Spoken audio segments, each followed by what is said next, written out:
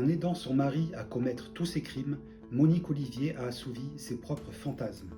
C'est ce qu'a déclaré un expert ce matin à la cour d'assises de Nanterre. La psychologie de Monique Olivier, c'est depuis toujours un sujet clivant, un sujet controversé. Pour certains experts, c'est une femme soumise, limitée intellectuellement, qui n'a fait que suivre son mari et qui aurait un QI aux alentours de 95, c'est-à-dire dans la zone basse de la moyenne. Pour d'autres, elle est au contraire très intelligente, manipulatrice, voire machiavélique, avec un QI de 131, très au-dessus de la moyenne et 5 points au-dessus de celui de Fourniret.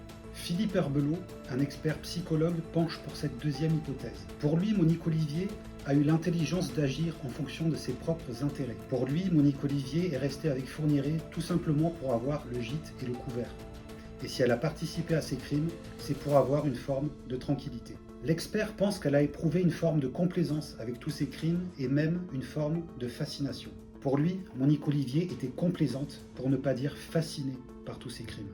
Elle aurait ainsi assouvi ses fantasmes les plus archaïques. Son analyse rejoint celle du docteur Daniel Zaguri. C'est le plus grand expert psychiatre de France.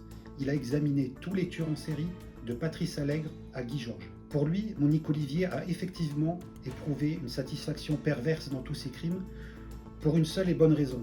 Elle, l'ancienne femme battue, devenait pour la première fois la dominante, celle qui infligeait la douleur à ses victimes.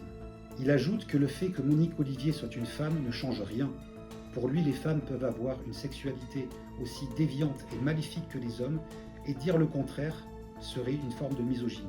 On le voit, tous les experts se disputent sur le cas Monique Olivier, mais tous lui trouvent les trois mêmes caractéristiques. Lâcheté, absence d'émotion, absence d'empathie. Il est vrai que depuis le début de l'audience, Monique Olivier n'a pas pleuré une seule fois. Je vous raconte la suite de l'audience dans la prochaine vidéo.